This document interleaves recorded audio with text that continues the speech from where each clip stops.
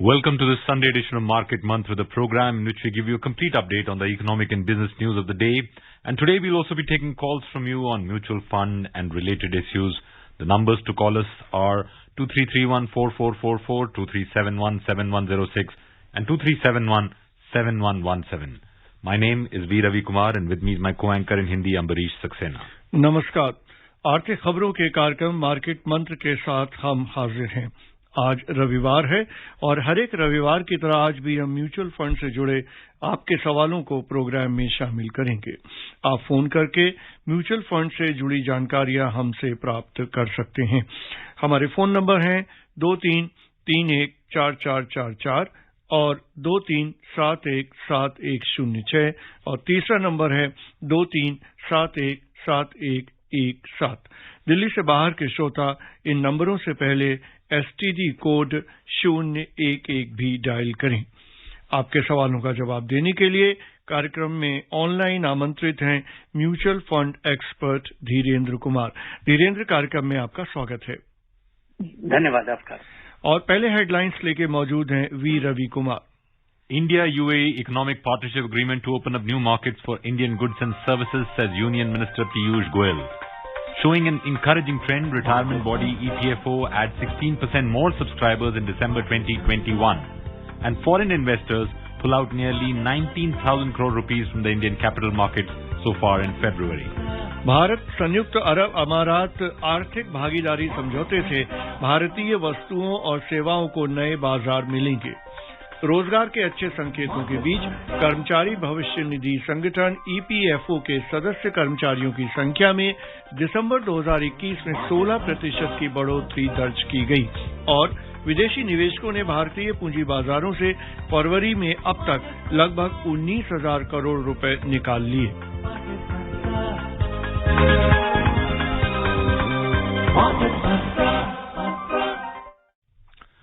Union Commerce and Industry Minister Shri Piyush Goyal has termed the India-UAE Comprehensive Economic Partnership Agreement as a landmark pact that will open up new markets for Indian goods and services.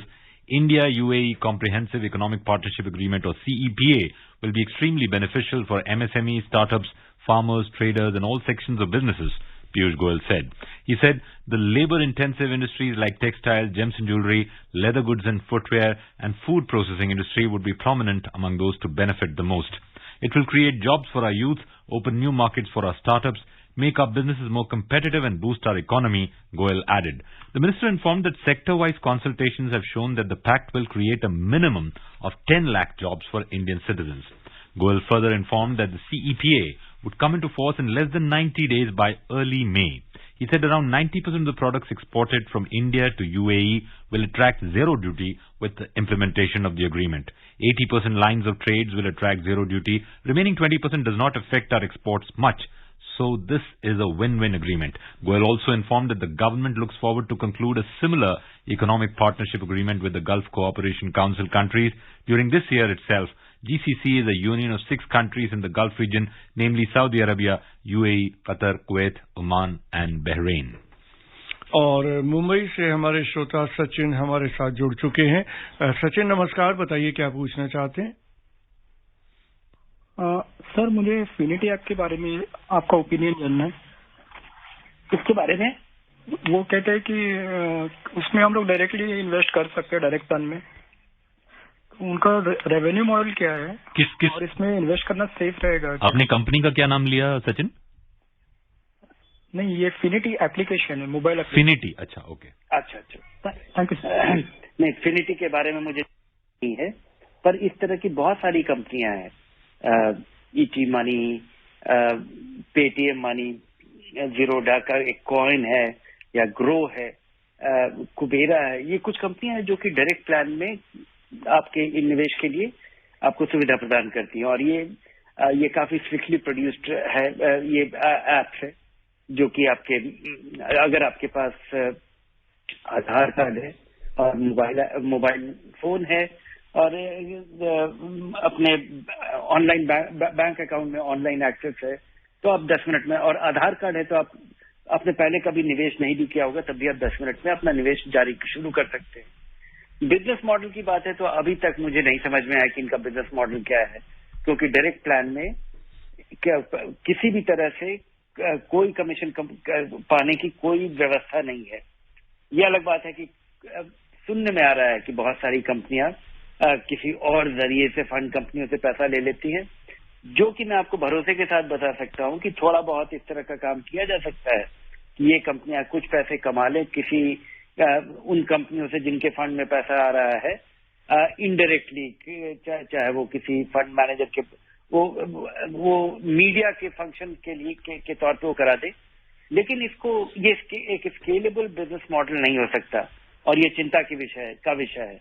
लेकिन एक इसमें खास बात ये है कि आप जब निवेश कर रहे हैं किसी म्यूचुअल फंड में और कोई भी ऐप के जरिए कर रहे हैं, अगर वो कल ऐप बंद हो जाता है, कल वो कंपनी बंद हो जाती है, तो आपके पैसे पे कोई उसका फर्क नहीं पड़ेगा, क्योंकि आपका जो पैसा है इन ऐप के जरिए सीधा फंड कंपनी को चला जाता है। और आपका जो निवेश है उसको अगर आप रिडीम करना चाहेंगे, कल ये ऐप नहीं होगा, आप फंड कंपनी से या रजिस्ट्रार के वहां एमएफ सेंट्रल से कहीं से भी आप रिडेम्पशन करा सकते हैं, अपने एसआईपी को जारी रख सकते हैं। फंड कंपनी में डायरेक्ट प्लान में निवेश करने के लिए म्यूचुअल फंड यूटिलिटी है, म्यूचुअल फंड कंपनी का वेबसाइट भी है, तो किसी भी तरह की अव्यवस्था या किसी भी तरह से आपके पैसे के एक्सेसिबिलिटी में कोई समस्या नहीं होगा। हाँ, जिस तरह से आप जितनी आसानी से आप अपना इन्वेस्ट कर पाते हैं या मॉनिटर कर पाते हैं या देख पाते हैं, वो सुविधा नहीं रहेगी, लेकिन कोई और दूसरा विकल्प आपके पास रहेगा। तो ये इनके बंद होने से भी कोई आपके पैसे में किसी भी तरह की असुरक्षा नहीं होती है और इनका बिजनेस मॉडल नहीं है, ये बिल्कुल चिंता की बात है।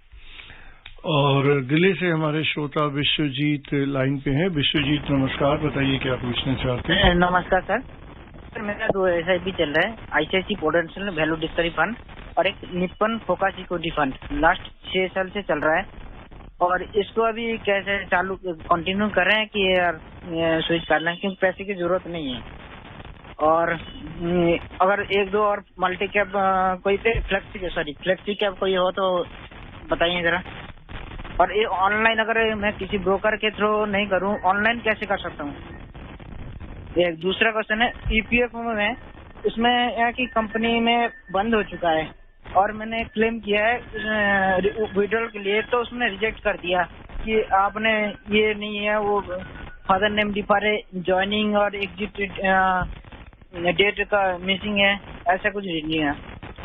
एक और है सर, तो राशन कार्ड में जो नंबर है उसमें स्पेलिंग गलत है नाम की, लेकिन वो डीलर कह रहा है कि राशन नहीं मिलेगा कि जब तक वो आधार से मैच नहीं होगा।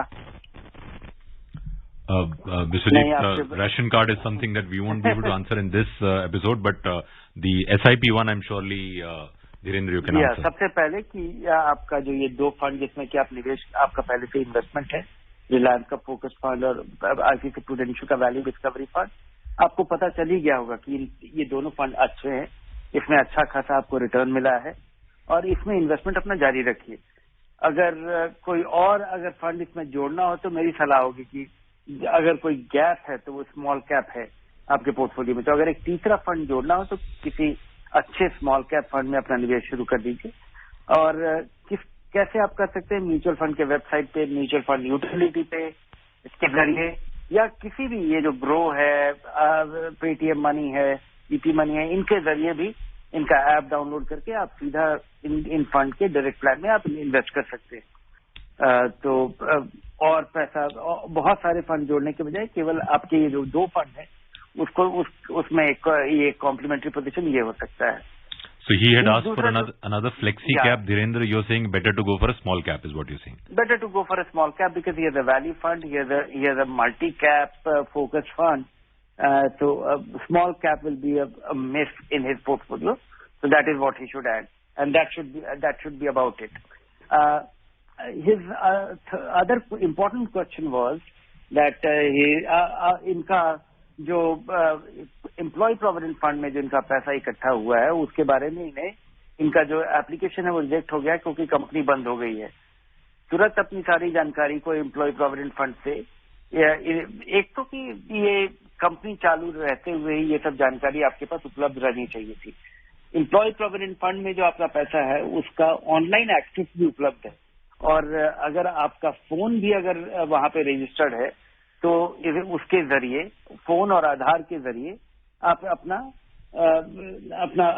क्रेडेंशियल्स आप असर्ट कर सकते हैं, और उसके जरिए आपके पास ये पैसा तो आपका डूबेगा नहीं।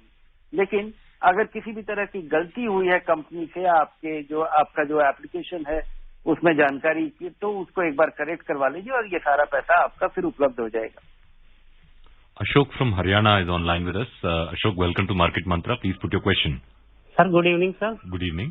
गुड इवनिंग सर, मेरा क्वेश्चन ये है सर, ये ETF क्या होते हैं? और ऐसे सुनने में आया है कि ETF जो है म्यूचुअल फंड की तरह काम करते हैं, लेकिन इनको ऑपरेट, जैसे म्यूचुअल फंड में तो एक ऑपरेटर होता है जो कि फंड मैनेजर जो इसको ऑपरेट करता है, तो इनको कौन ऑपरेट करता? ये कहते हैं कि सर ये शेयर की तरह ही काम करते हैं। तो सर थोड़ा सा मेरे को कंफ्यूज है, मैंने यूट्यूब पर भी देखा था लेकिन क्लियर नहीं हो पाया सर। और इसमें इन्वेस्ट कैसे करें? कहते हैं कि सर म्यूचुअल फंड से बेटर तो रिटर्न नहीं करता, लेकिन ये सिक्योर है लॉन्ग टाइम के लिए। तो सर थोड़ा काइंडली प्लीज मुझे इसके बारे में बताइएगा सर। Thank you sir. जी हाँ, ये जो ETF है, एक्सचेंज ट्रेडेड फंड, ये एक इंडेक्स फंड होते हैं। इनका स्ट्रक्चर अलग होता है। जैसे आप किसी म्यूचुअल फंड में जब आप इन्वेस्ट करते हैं तो आप म्यूचुअल फंड कंपनी में आपका पैसा जाता है, और वहां से उसी अनुपात में किसी इंडेक्स फंड में आप इन्वेस्ट करते हैं तो उसी रेशियो में जो इंडेक्स के कॉन्स्टिट्यूएंट्स हैं उस तरह से आपका पैसा इन्वेस्ट हो जाता है।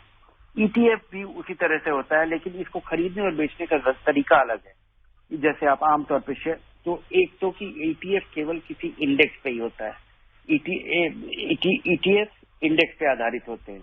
इनको खरीदने और बेचने का तरीका आम म्यूचुअल फंड से अलग है।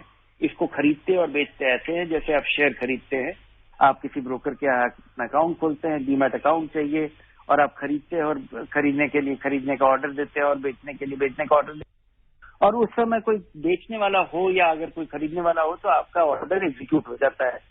तो ETF का दाम दो चीज पर निर्भर करता है, एक तो कि उस इंडेक्स का दाम किस तरह से बढ़ रहा है, और दूसरा कि कोई फंड उस समय जिस समय आप खरीदना या बेचना चाहते हैं उस समय इसका बेचने या खरीदने के लिए कितना डिमांड है।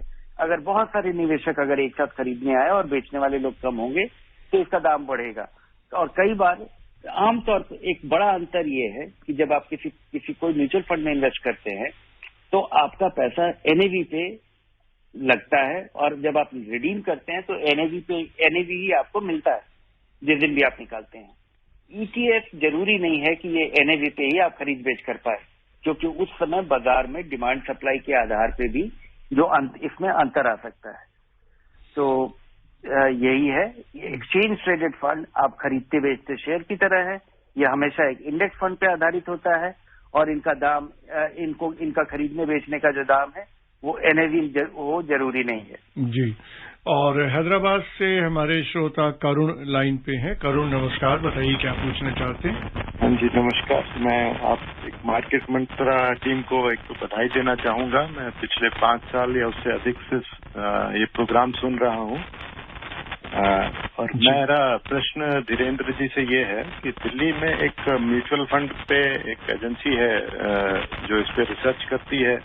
वो अपना मंथली बुक भी पब्लिश करती है म्यूचुअल फंड पे, और एनुअल बुक भी पब्लिश करती है इन्वेस्टमेंट्स के लिए म्यूचुअल फंड पे।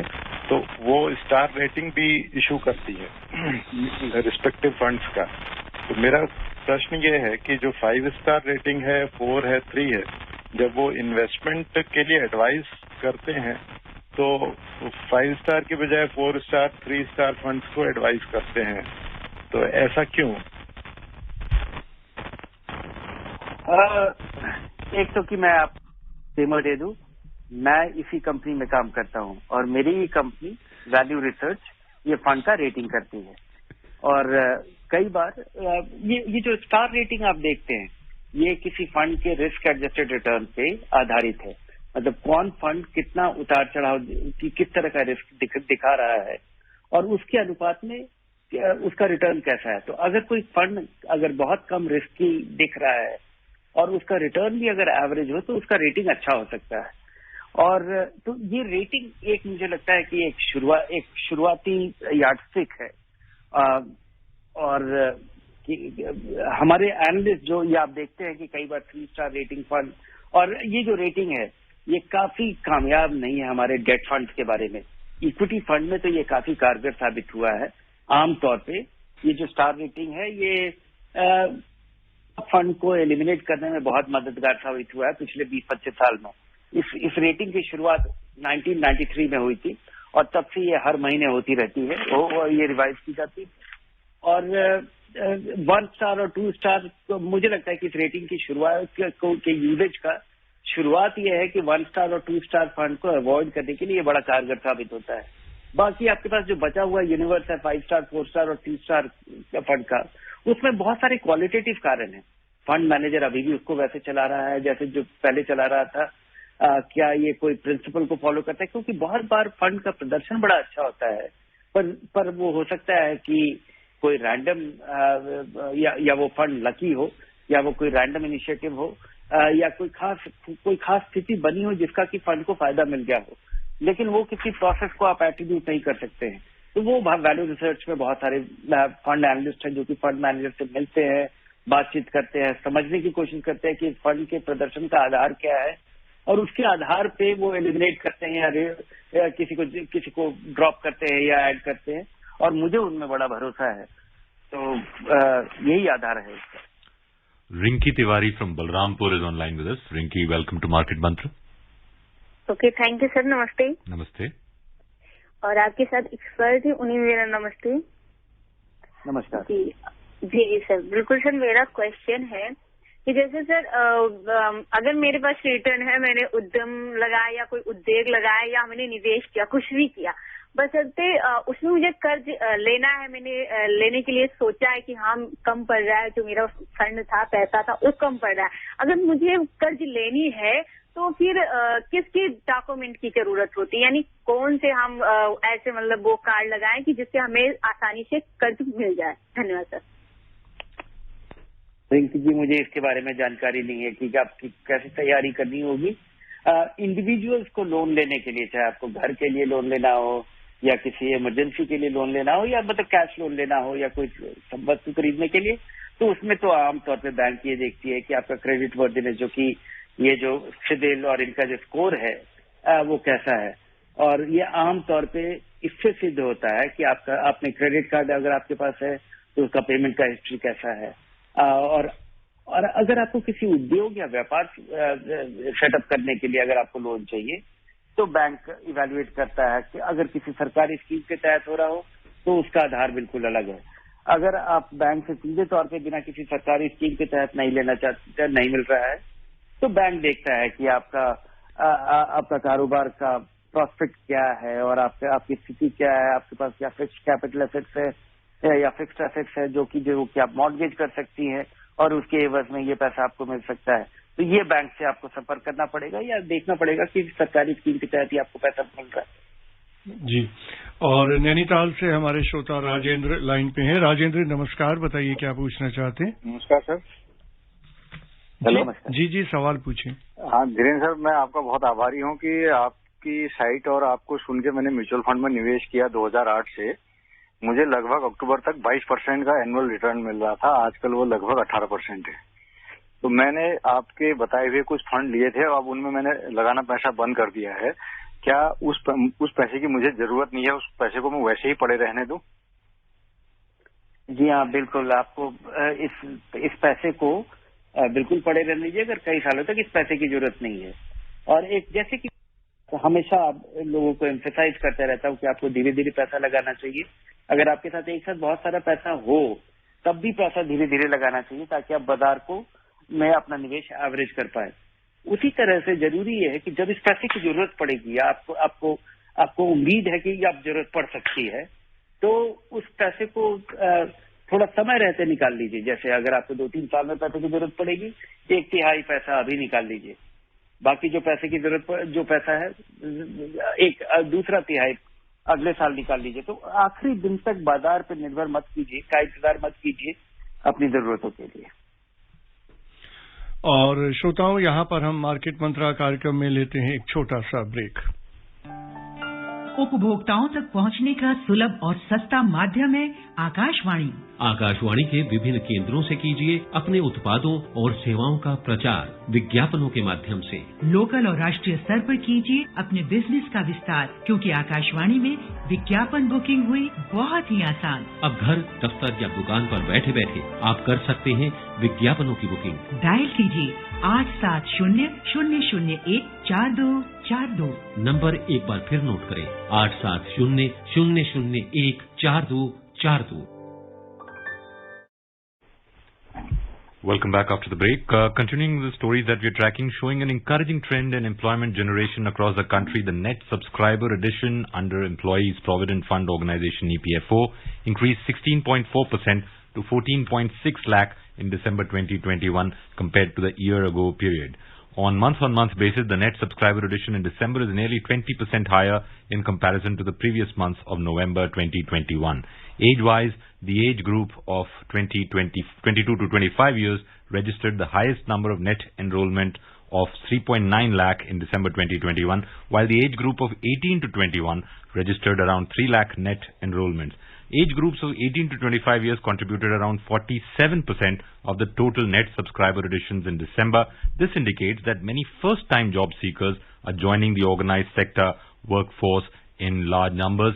Let's request all our listeners to please restrict their questions only to mutual funds. We have our next caller on line now with us, Suresh from Noida. Suresh, welcome to Market Mantra. Suresh, can you please lower the volume of your radio set? Sir, मेरे दो प्रश्न हैं। एक तो ये कि मेरा PPF अप्रैल में मैच्योर हो रहा है, तो यदि मैं इसको रिन्यू ना करूं तो क्या ये इंटरेस्ट मिलता रहेगा? और मैं एक मुश्त ना निकाल के क्या मैं इंस्टॉलमेंट्स में निकाल सकता हूं? और मेरा दूसरा प्रश्न है सर, कोई अच्छा फ्लेक्सी कैप फंड बताएं इसमें मैं 4-5 साल के लिए इन्वेस्ट कर सकूं, मुझे पैसे की जरूरत नहीं है अभी। Thank you. आपका पहला सवाल कि क्या आप नहीं निकालेंगे उससे आपको ब्याज मिलता रहेगा? बिल्कुल मिलता रहेगा। और क्या आप पार्ट में अपना पैसा पीपीएफ से निकाल सकते हैं? वो भी संभव है। पीपीएफ के नियमों की बारीकी से जरा पढ़िए।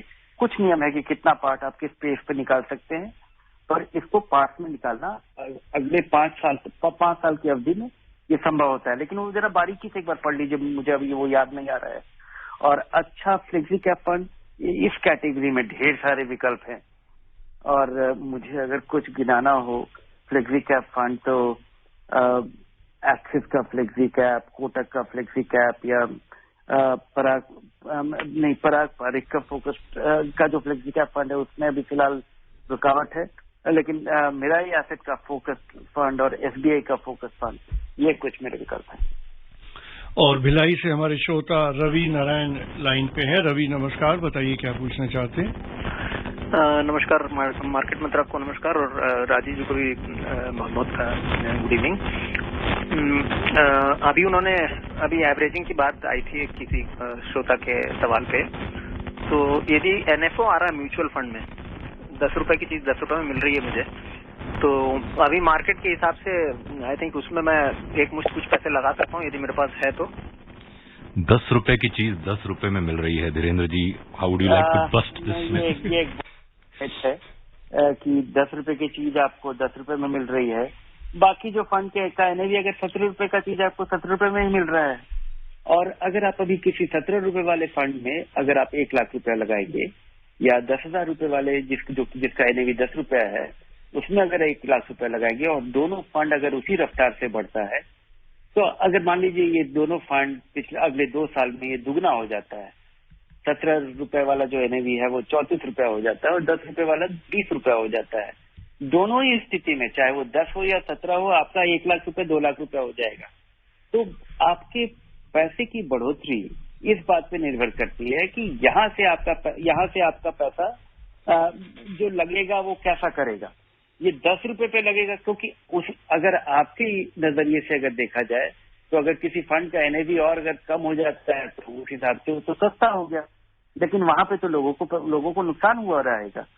तो ये जो फंड के एनएवी का जो लेवल है जिससे ये हम लोग काफी हमारे दिमाग में ये घर कर चुका है, नहीं ये आलू और गेहूं और प्याज नहीं है कि कम दाम पे ये सस्ता है और ज्यादा महंगा होने पे, क्योंकि आप जो म्यूचुअल फंड का एनएवी है ये अंडरलाइंग एसेट्स का आज के दिन वैल्यू है। ये 10 रुपया हो या 20 रुपया, क्योंकि बहुत बार फंड का एनएवी 1000 रुपया है, और 1000 रुपया इसलिए है क्योंकि वो 25 साल पुराना फंड है और वो धीरे धीरे बढ़ते बढ़ते हो गया है।